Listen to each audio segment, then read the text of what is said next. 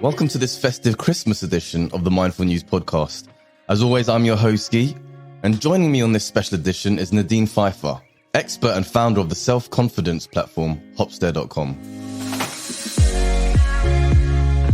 I did my therapy, did my mentoring, nothing really helped. And then I was fortunate to have a colleague who's a certified coach, and she did a few sessions with me. And I always call coaching like the accelerator of your mind. And really what that led was to really an acceleration of my own personal development, my confidence building journey, and really defeating a lot of those self-limiting beliefs that I've held, and really looking towards my strength, looking towards everything I bring to the world rather than what I'm lacking, and realizing that certain chords I'm just not supposed to play in, and that's fine. I hear that a lot of people, they would say, I'm the expert of myself. I know that I am that and that way. Sadly, what is really the case is they will be able to describe at a very superficial level, I don't like this, I am scared of that, but never quite fully diving into the why, and that what's actually under the surface. Why am I scared of this situation? And, using every answer to ask another why. Because practically the more you know about yourself and why you behave and think the way that you do, the more you have the tools to do something about it. Unconditional love is important rather than, you get love based on performance, for example. So a lot, that's quite common in a lot of families, particularly in the Western world, where, there's a lot of pressure on kids to outdo their parents and achieve the miracles of this world, which, might mean that they have successes in terms of medals and titles and degrees, but actually it fundamentally erodes their own confidence because they don't feel like they're worthy without those external things.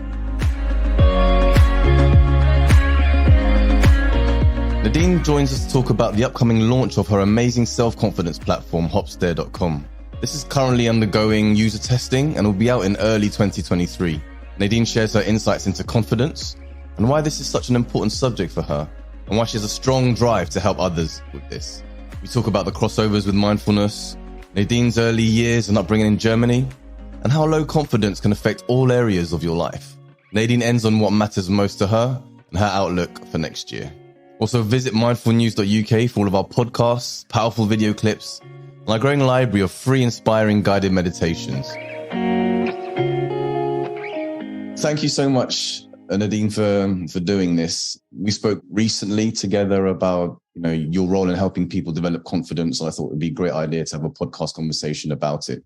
So to kick things off, you're the founder of Hopstare.com, which is a self-confidence platform. And through your career, you've worked in the healthcare industry through the NHS, and you also do volunteer work with vulnerable young people and adults. So what are the some circumstances in your early years that went into shaping who you became and, you're wanting to help other people? Oh gosh, where do I start? So first of all, thank you so much for having me. It's a great pleasure. Absolutely. It's interesting being on the other side because I sometimes ask this question to others and, always assume it's a straightforward answer. But okay, so long story short, I'm German by background, lived there for the first 18 years of my life. I've grown up in the old part of the new states, so in Eastern Germany. So very much the Soviet part of Germany. I was born just before the reunification, just between the wall coming down and the reunification, which was about a year in between. So as much as I've kind of missed that Soviet period that really stayed with us for another 10, 15 years, and over time it's increasingly sort of westernized, there's still a clear cultural distinction between the two parts, but it's kind of, starting to blend a little bit, and which, is a subject for a different time. But certainly what that does is I think Germans generally were quite straightforward, quite direct.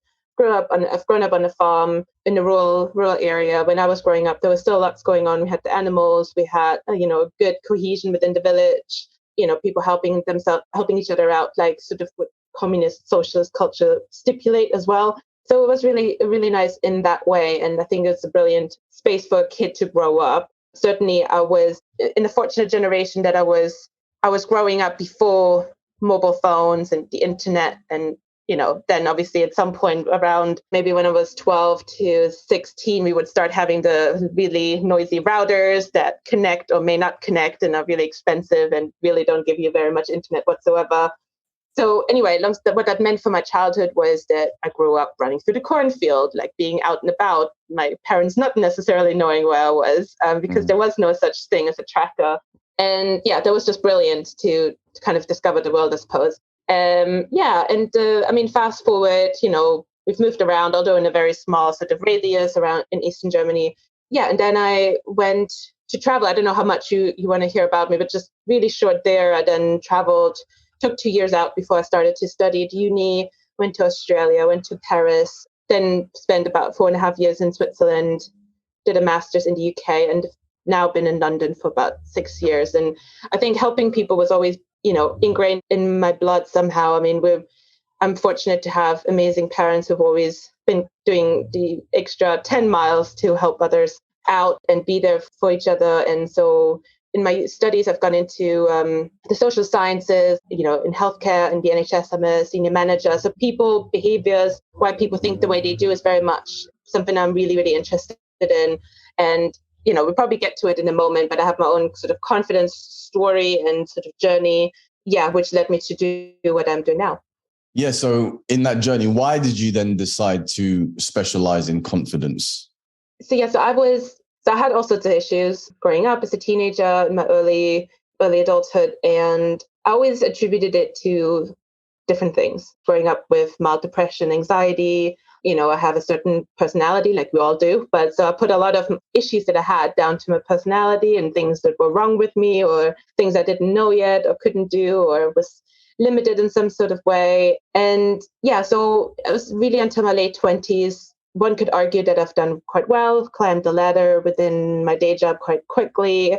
And that's all nice, but that didn't mean that I was a confident person. And I did my therapy, I did my mentoring, nothing really helped. And then I was fortunate to have a colleague who's a certified coach, and she did a few sessions with me. And I always call coaching like the accelerator of your mind. And really what that led was to really an acceleration of my own personal development, my confidence building journey, and really defeating a lot of those self-limiting beliefs that I've held, and really looking towards my strength, looking towards everything I bring to the world rather than what I'm lacking, and realizing that certain chords I'm just not supposed to play in, and that's fine. So increasing, and certainly what I realized, and confidence isn't built in a day. So that really started my journey in that space. And I can now say I'm a very confident person because of that initial coaching work that I've done there. And anyway, fast forward to now where, I can say I'm a very confident person, and all these issues that I've described that I've grown up with are practically gone. Even mild depression, anxiety rarely surfaces. It's highly manageable. Mm-hmm. And I just realized that, hey, I've had all these theories as to why I was experiencing these things and never quite joined the dots. It was down to confidence. And then realizing, hey, this is a massive problem. A lot of people struggle with it. And actually, we don't really have a solution for it. Yeah, because it seems to be like it's almost a human condition to have a low confidence, right? That we all struggle in some way from that. So what are some of the biggest learning lessons for you over the years, or some of the common themes that you notice by having these conversations with people about confidence and the study and the mentorship that you had through that? It's hard to summarize this really, but I think one thing that's really, really critical is that most people think that they know themselves really well. I hear that a lot of people, they would say, I'm the expert of myself. I know that I am that and that way. Sadly, what is really the case is they will be able to describe at a very superficial level, I don't like this, I am scared of that, but never quite fully diving into the why, and that what's actually under the surface. Why am I scared of this situation? And, using every answer to ask another why. Because practically the more you know about yourself and why you behave and think the way that you do, the more you have the tools to do something about it. So if all you know is this type of person is annoying and that's it, then you have no tool to do anything about it. All you know is this person is annoying, but you don't know why. You don't know why it triggers you that much. Once you understand your trigger, once you understand, maybe able to pinpoint something in the past, some other situation that have conditioned you that way, you don't have the tools to do anything about it. And so that's really where the key is. It's all about helping people to get to know themselves on a much deeper level. And that takes work and skill. It's not necessarily, you're not necessarily born with that, and to be able to do that. And what you will discover along the way is a lot of situations, circumstances, people in your life that have made you feel a certain way, that have made you, like think and behave the way that you do now, and or have instilled in you beliefs about yourself that are not necessarily helpful, if not plain incorrect. Yeah, well, not true. Yeah. And so it's about breaking them down step by step. And a common example, just to, cut a long story short, a common example is bullying. Many people experience it, sadly, particularly in high school. I was certainly bullied. Well, I was also a bully, which, we can get into at another time. But what bullying does is that it instills a certain level of you're not good enough, you're deficient of something, you're stupid, you're whatever, you don't look good. And as much as we think we're growing out of it, it's like, I was bullied and la, la, la. This stuff stays with you. It goes into your subconscious and it will affect, for example, if it's about your looks, it will stay with you. It'll make you cover up, makes you wear certain things. It might make you self-conscious as a woman about your cellulite on your legs or whatever it is that you found embarrassing or were mocked about. So yes, it's really getting to understand yourself in that way to really find ways to then break through those self-limiting beliefs. So how does low confidence hold someone back then? Because I can imagine that in your business career or in what you may want to achieve in life, the directions and the choices that you make could be very limiting with low confidence, right? Perhaps if you could speak on that. Yeah, absolutely. So, and it might help also if I sort of front load a bit of a sort of definition that how we define confidence. First of all, a lot of the societal perception of confidence tends to be something that's you can see, like the way someone comes across. It's someone, if we think of a confident person, we tend to think of someone who's charismatic, firm handshake, who has a certain aura when they walk through the door, who might talk very assertively. Certainly you can hear them in a meeting and so on and so forth. So, those are the common attributes regarding a confident person. In reality, that stuff you can learn. It's a skill, like you can learn how to do carpenting or painting a wall. Like it's stuff you can literally learn through practice, but it has nothing to do necessarily with what's going on inside. I've seen many people climb the ladder, be very senior in whatever they do, and be shockingly low in terms of inner confidence. So confidence really is sort of a combination of believing in yourself profoundly, having love for yourself, and people often confuse that with a self-indulgent kind of way, which it isn't. Respect for yourself, knowing where boundaries are crossed and where, you're not going down that route. And also that's inner resourcefulness. We call it self-efficacy. So being able to take whatever you've got right now, you're not going to know everything. You're never going to know everything, but take everything you've got and still achieve your goal. Even if you feel that there's a huge gap, you can still bridge it. Take me, for example, I'm running a tech startup and I don't know how to code. I know very little about tech. That doesn't hold me back from building a tech company. So it's about being very resourceful in what you have got and being honest with yourself to pull other people in to achieve your goals, but not let any condition, any circumstance stop you from going after this. Because often people, it's either I can't do this, I'm not good enough, I don't know how to, or sort of an inner dialogue of I'm not worthy, I'm not deserving of this success. Those are always mental barriers. And that's what confidence allows you to break through, is those mental barriers. I see. So is it a case of just being out of your comfort zone? And if you, for example, you're not confident with public speaking, so that's you're out of your comfort zone. So go get that in, just repeat it and do more of it. And then now you're familiar with it. It's no longer out of your comfort zone. And then you overcome it like that. Is that really how we can, whether we're lacking confidence in, going up to strangers and talking with them or public speaking, etc.? Is it because we lack practice of it, or how would you respond to that? No, I love this as an example. So definitely. So as a big part of confidence building is sort of what I touched on before, is that getting to know yourself. Another aspect, and it kind of builds a lot into knowing yourself, is exactly that, making challenging things less challenging, because low confidence is oftentimes about fear. To literally being scared to count on yourself, to bet on yourself. We have an easy time saying, oh, this person, he or she comes across as credible, I would bet on him or her to get the job done. How often would we say, I bet on myself that I get this job done? And that's scary. That's really scary for many people, is to do that. And exactly that. It's then about identifying those things that are challenging, and just there's an interesting thing about comfort zone. You can go too far out. So it's finding that balance of going a little bit outside. And, you gave really, really good examples. Talk to a stranger. You don't have to do that in depth. You don't need to be at a big conference of 500 people. just find a friendly face that's already been smiling at you and just, seek a quick conversation. Hey, love your hat. I hope you're having a good day. That could be, you don't even need to ask a question, but even just getting familiar with the sense of, hey, the world is actually safer than you think it is. It's actually really safe. He or she's not going to come chasing after you. They're actually probably going to compliment you back, give you an additional smile, make you somehow bouncy for the rest of the day. But actually, we were so caught up in how we think we come across that it stopped us from getting that experience. So venturing a little outside of our comfort zone, as you say, it widens that comfort zone and what we think is actually now easy peasy. And those challenges become much more complex that we're now needing to tackle. But never venture too far out, because actually that has the opposite effect and it will make you desperately scared. So if you've never talked about in front of a person or given a presentation, it's probably not the best idea to go to a conference and try and talk in front of thousands of people. You want to stage that a little bit.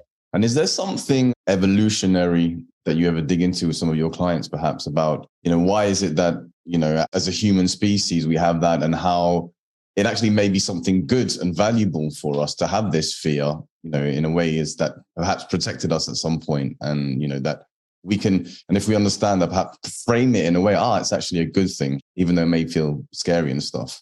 There's two aspects to that, and I love that too, because it's part of getting to know yourself and trying to think through how that affects you as a person. So on the one hand, of course, we've been hunters and gatherers back in the day. There were scary animals and all sorts of poisonous things that could kill us any time of the day, all sorts of diseases, people just going rogue. I mean, sources of death were plentiful a long time ago. So obviously we needed to be careful. So we're naturally biologically wired to look at risk and, threats of any sort and plan accordingly. So that's one thing. So that's innate to human nature. But there's another aspect that induces there's counter to confidence. I've written a post the other day about how babies are actually some of the most confident species of people on the planet. Why? Look at a baby, right? They do whatever they like. They talk to anyone. They explore freely. They're not scared of, they might cry falling, but then they get back up and they try again. They're not like, adults being like, oh, damn, I couldn't get that right first time, I'm just giving up. No, they keep going because they're curious. And so we lose that over our childhood, over our teenage years into adulthood. Why? Because, there's societal rules. There's rules as to how a society can function. Don't spit at somebody. Why? Because that's not nice and that's not good. Don't do it. And that's a good rule. But there's also a lot of bad rules that are, about, hey, you need to get married by 25 and then have kids until you're 30. And then you need to have that job. Like the social pressures. Yeah. Who says that that's the right thing to live? Right. Yeah. But those are the things we grow up with because it's comforting to create these rules, and that creates a level of predictability for society. But what that does is take away your individual spirit and what you want to achieve for yourself, what's important for you, where your passion is, where your energy is, because that's where everything else naturally falls out of. And that's how confidence is built. So as I'm raising my two children now, and I feel that I want to raise them so that they grow up confidently, right? And I feel that providing a loving environment and encouraging them and letting them fail and try again. But, perhaps are there any advice or tips, for parents out there that want to do a good job and maybe they weren't brought up themselves with confident parents, or maybe they were, maybe bits of advice of how we can help our children to grow up being confident? That's a really challenging question because I try and shy away from parenting advice. I'm not a parent. I have siblings and, I've been around many, many babies, but I'm not a certified parenting expert. But I think what I would say as a general advice, I think you're absolutely on the right track. I mean, unconditional love is important rather than, you get love based on performance, for example. So a lot, that's quite common in a lot of families, particularly in the Western world, where, there's a lot of pressure on kids to outdo their parents and achieve the miracles of this world, which, might mean that they have successes in terms of medals and titles and degrees, but actually it fundamentally erodes their own confidence because they don't feel like they're worthy without those external things. Exactly, yeah. So unconditionally loving your child is really, really important, giving them the attention. And again, that's eroding because if parents are on their phones a lot of times, and that might seem insignificant if you just check his notifications, but it does take away from the attention that your kid needs. It sort of undermines their attachment that they have. They don't feel like they have their undivided attention. You mentioned letting them fail. Again, I see a lot of parents, and again, not a parenting expert, but I see a lot of, parents being super shy, super cautious, overly cautious, to make sure they prevent any sort of hurt or injury. Like injury, of course, we don't want to have our children hurt, but, they hurt themselves, usually very innocently. They might fall on their knees or whatever. And then immediately jumping to it and try and rescue them as if the world has just fallen apart. Whereas actually they're just discovering, and, pain is part of the process, and that's how a critical part of getting used to pain, challenge, rejection. When a kid cries, many people run first thing to them. And, it's about finding that balance between, hey, you will find that rejection in your life, but also nurturing a strong attachment with your child at the same time. And you need to get the balance right. Yeah, that's what I would say. But again, I'm shying away from, being that expert on parenting. I know. Lovely to hear your feedback on that.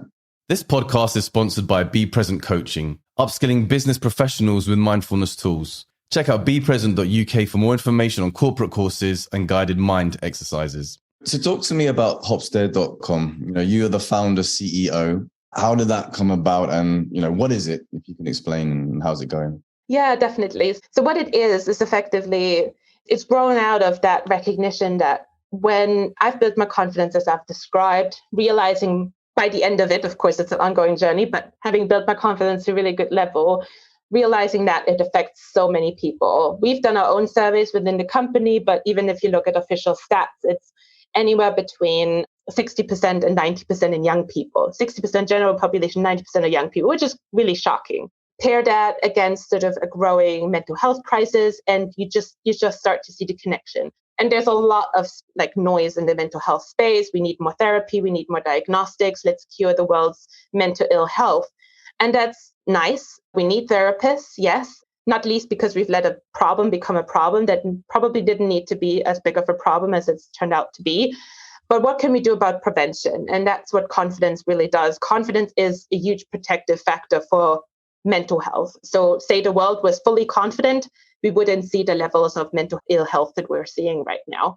Because confident people are more optimistic, they're more resilient, they take better care of their health. There's a great book, and, I'm literally just citing the book title, so I'm not trying to swear, but it's called, A Subtle Art of Not Giving a Fuck by Mark Manson. And literally it's about confident people giving fewer fucks because, again, sorry, that's the end of swearing. But it's about the more you're confident, the more you will have identified your purpose, the more you're chasing after your own dreams, the more you're fulfilled, the happier you get, because suddenly there's the Venn diagram is overlapping. It's no longer separate. And so therefore, all your energy goes towards where your energy is. And so your focus, you will be less distracted by, oh, this person has a new purse, this person went to this great vacation, this person has this great new job. It doesn't matter to you because you've got this purpose. And so realizing that there wasn't a solution that's looking into confidence, but tons of stuff going into curing the problem once you've let that go out of control. So so on the one hand, it's about gathering everything that works in confidence building and making it accessible in a way, that it is cheap, affordable, but also fun. Because currently, what do? Either you go to a therapist if you have access to it. If you know what that is, you might go to a coach. But either way, we find generally that 50% of people with a mental health issue, even mild issues like, mild anxiety, would not even go near a therapist. They are not either now or ever ready to see a therapist. And coaching is not as commonly known. Also, we don't have enough coaches, which is a different conversation. So it's about making something that's really effective. Coaching is popular. It's effective. It really helps people, but it's poorly known and poorly accessible, really costly. Making that really accessible through our app and with a particular focus on confidence for the reasons I've described. And so, and effectively, therefore, capturing that big, large gray space of people who have some sort of challenge, may or may not recognize that it's very likely due to confidence. And I've spoken to tons of coaches, and that gray space, people who have that challenge don't want to see a professional, would never see a professional or not yet seeing a professional. But it could even support people who are seeing a coach right now, because very few people can afford a coach 24/7, and you need to keep that momentum going. And that gray space of behavior change is huge. So it's really that kind of solution. You can pick it up as you like. It's going to encourage you, but it's also going to educate and raise awareness, and it's going to inspire you and really help you with that. You mentioned the comfort zone, you mentioned the self-awareness. That's all the elements that it's going to help you do, as well as give you the tools that you can apply in everyday life to make things that are challenging right now not so challenging anymore. Yeah, and so is it an app? Is it a website? And how can people get to it if they want to engage and interact? Yeah, it's a mobile app. We're still sort of not in stealth mode because you can see us all over the internet, but we're not fully live yet. We've been in development for quite a while, and that's really important because the last thing I want to do with Hopster is to clutter the market with another app that no one uses and is largely ineffective. It has plenty of those. So we've taken our time developing product one, which we've tested and had really good feedback on. So we're just building out the full product that will then launch privately, and people can get on our wait list to help be the first pilot this second full product, so to speak. Yeah, or just follow us, of course, on our socials, whichever is convenient. But yeah, we should be ready towards the end of the year. So would hope to see a lot of people there. Wonderful, wonderful. And we'll have all those socials in the bio if anyone wants to go check those out. Yeah, definitely. When you're talking about, the evolutionary fears of, is that a shadow or a tiger or a poisonous spider or something? And a lot of what you're saying today, I would use a lot of those explanations when talking about mindfulness and the benefits of mindfulness, right? Yeah. So it seems that there's a big crossover. So in the work that you do, is there, how much of that involves that mindset or training the mind are mindfulness techniques ever used?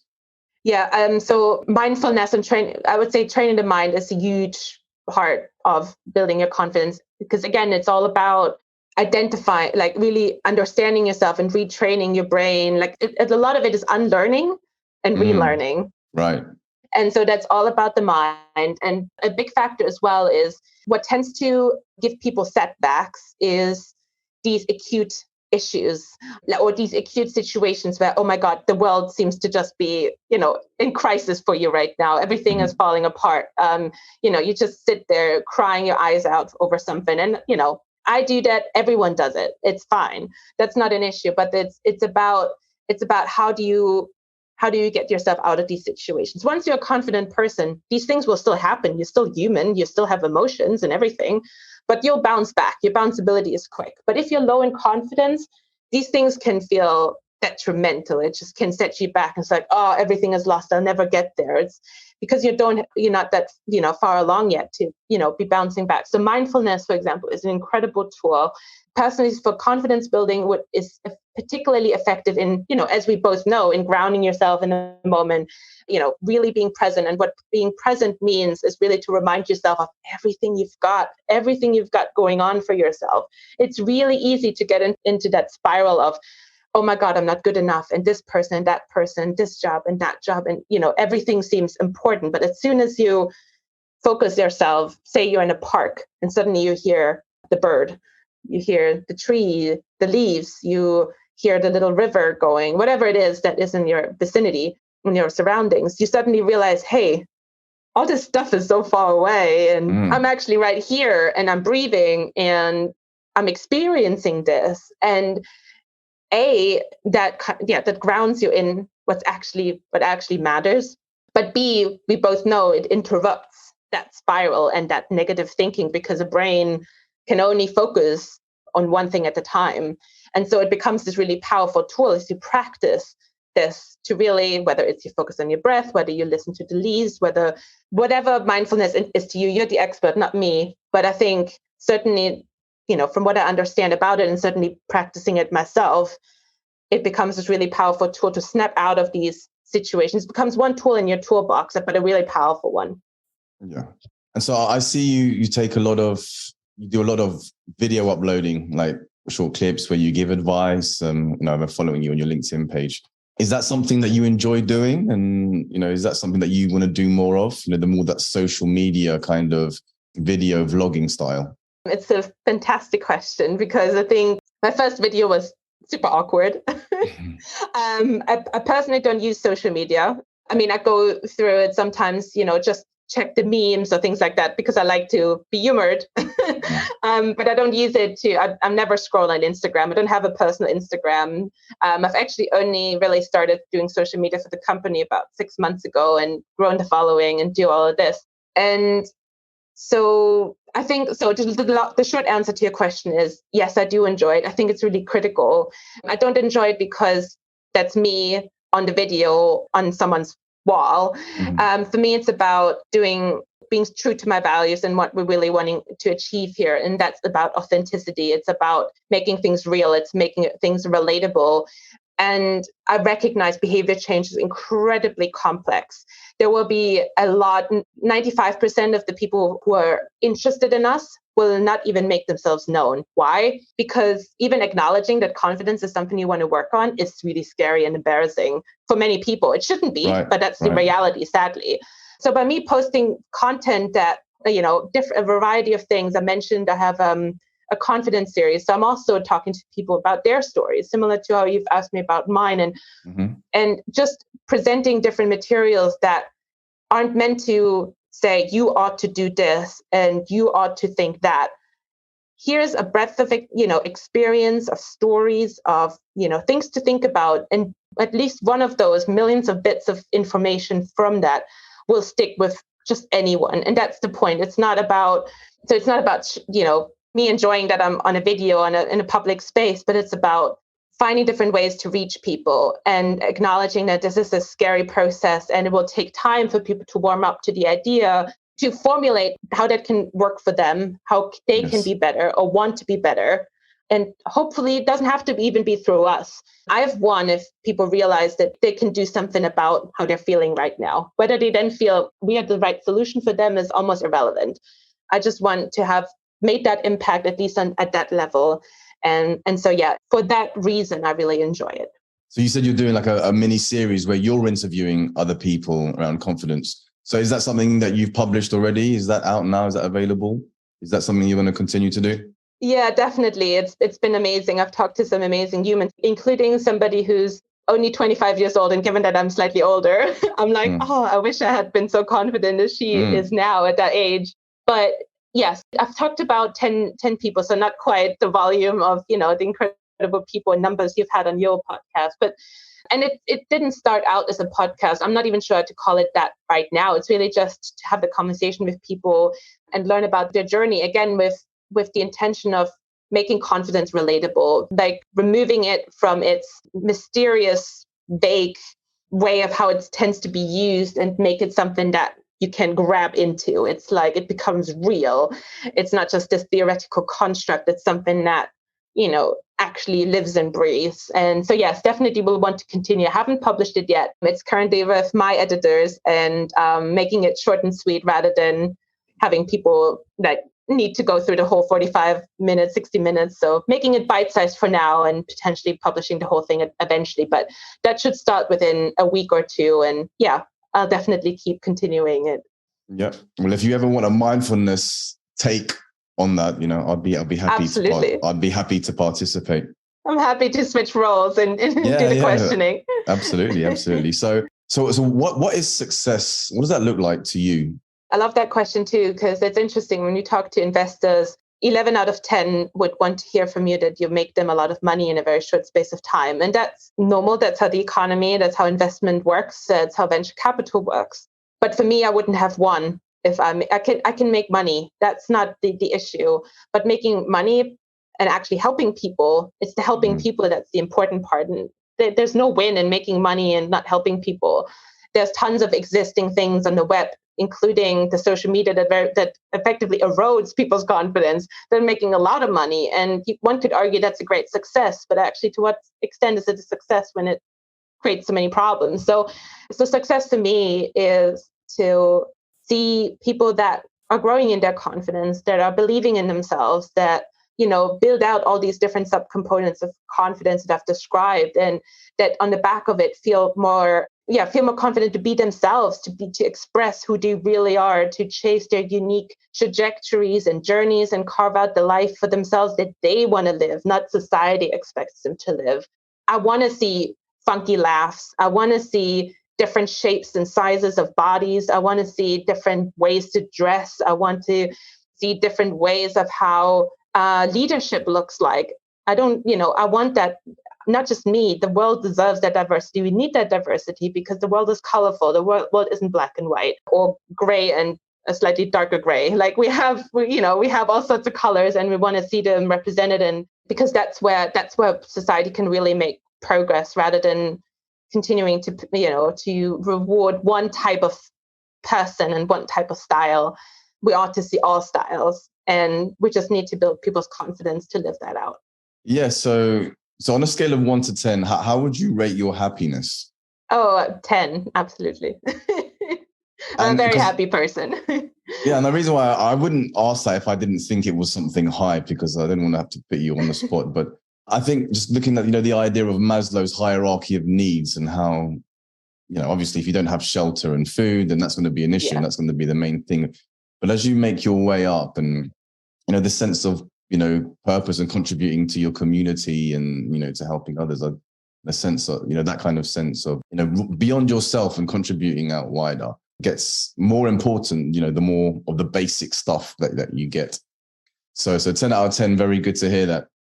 And I would say on Maslow, it's an interesting thing. And I think there's updated versions of Maslow's pyramid as well, creeping up. And I think it's still also quite interesting, I find, with Maslow is around, yes, of course, we need food, we need shelter. If we're living in the plain, like exposed to the weather outside with no shelter and we've not eaten in 3 days, we probably don't feel very well. But at the same time, there is a minimum that's required.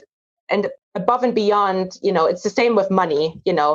I think we've now demystified the fact that you don't need more money to be happier. I think we all learned that at this point. So there is a basic that's required, yes, but actually that basis is much lower than we tend to think sometimes in the Western world, where we tend to be quite spoiled and where we see much happier nations living off much less than we tend to have.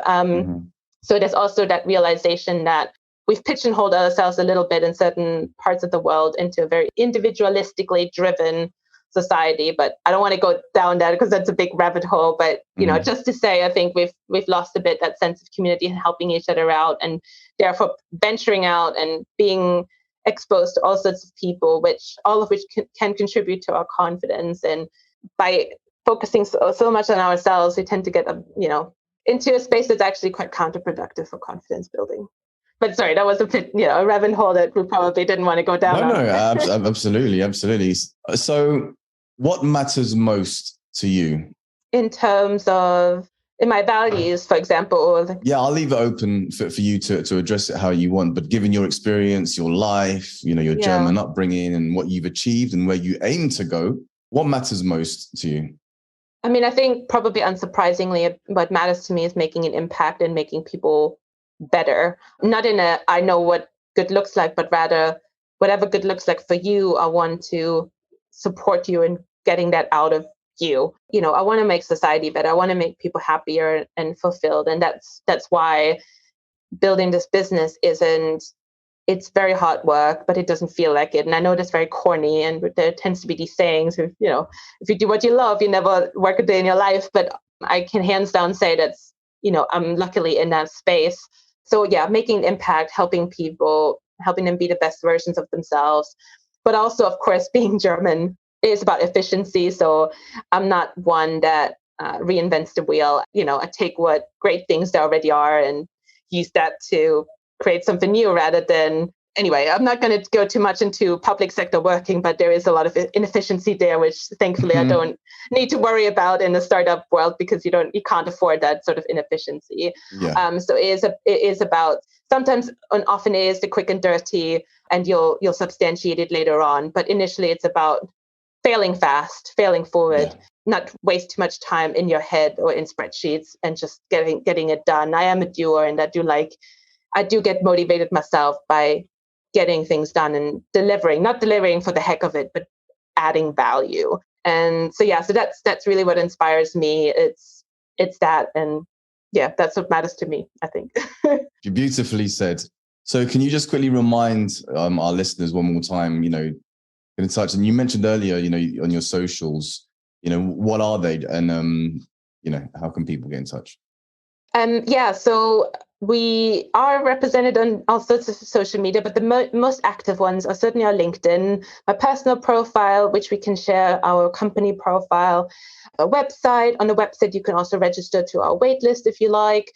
You can, of course, get in touch with me directly. You can fill in the contact form, and other social media is Instagram and TikTok. We are on Facebook and Twitter, but we don't really service it right now. So it's there. As Hopster? Hopster, yeah. I tend to pronounce it like hipster, but for Hopster, if that makes sense. Even though it's Hopstair, yeah. Yeah, exactly. Yeah, so we're on all those social media with my personal as well as the company profile. It's just that Twitter and Facebook we're sort of less worried about in terms of catering to it right now, rather than the other channels I've mentioned. Oh, and we have a newsletter. And the newsletter, okay. Well, make sure to send me those details so that I can. And if you had to give a rough estimation as to launch date, ideally for you, when are you thinking? I'm very much hopeful to be out and about in January, although people can, if they want to get their hands on it earlier, they can do, and we will be doing lots of user testing and pilot work before that. So yeah. Okay. All right. Well, thank you so much for taking the time and sharing your insights on confidence. I can see it's something that you're incredibly passionate about, and I'm sure the listeners will really learn a lot from this. So thank you so much. Thank you so much. It was a pleasure. And I can't wait to quiz you. Yes, me too.